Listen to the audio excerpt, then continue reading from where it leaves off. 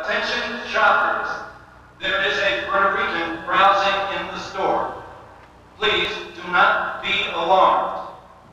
That's an example of the paranoia, some of it actually quite justified, of the hero of the Puerto Rican Mambo, a low-budget new comedy which combines anger, humor, and satire in just about equal measures. The movie was written by the comedian Luis Caballero, who narrates a series of satirical sketches that show us life as a Puerto Rican in the United States.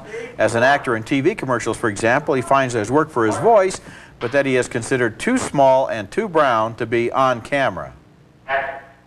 Nosotros tenemos arroz con pollo y también tenemos arroz con salchicha. Y si es Goya, tiene que ser bueno. Here's one of the best scenes in the movie as Louis goes to a party where a guest dares people to guess his ethnic identity. It could be, I don't know, Chinese, because they're pretty smart. Chinese, right? Chinese sometimes, but guess what I am, though? You'll never guess what I am. That's the funny part. Wow, I mean, you can't be Greek. No, not Greek. I get that sometimes, too. Depending when I'm in a diner or something. That's amazing. But seriously, what are you?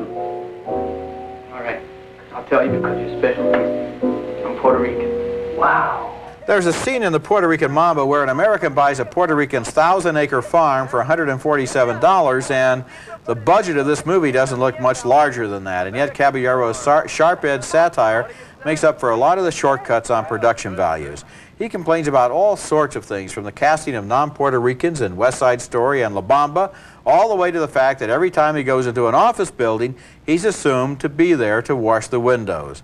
This is a Puerto Rican version of Hollywood Shuffle, which attacked popular stereotypes about blacks, and although the movie is not slick and it's not flawless, it has a heart and it has a point of view, and I'm glad I saw it. Well, I think it's an important film because if there is any one group, and I've been saying this for quite a while, if any one group that is really ignored in the movies, it is the Latino Hispanic community. I mean, they just have nothing going for them. They're a huge part of the American population, and they have very little until recently going. And here is an attempt of a guy who's being, you mentioned Hollywood Shuffle. I thought of, frankly, the early films of Woody Allen, where he's commenting on another ethnic group, and in a very topical way. The picture isn't flawed, but I sort of like the minimalist approach of this guy standing. Yeah. First of all, he just stands alone against the screen. I mean, he's obviously got no money, but he's got a point of view.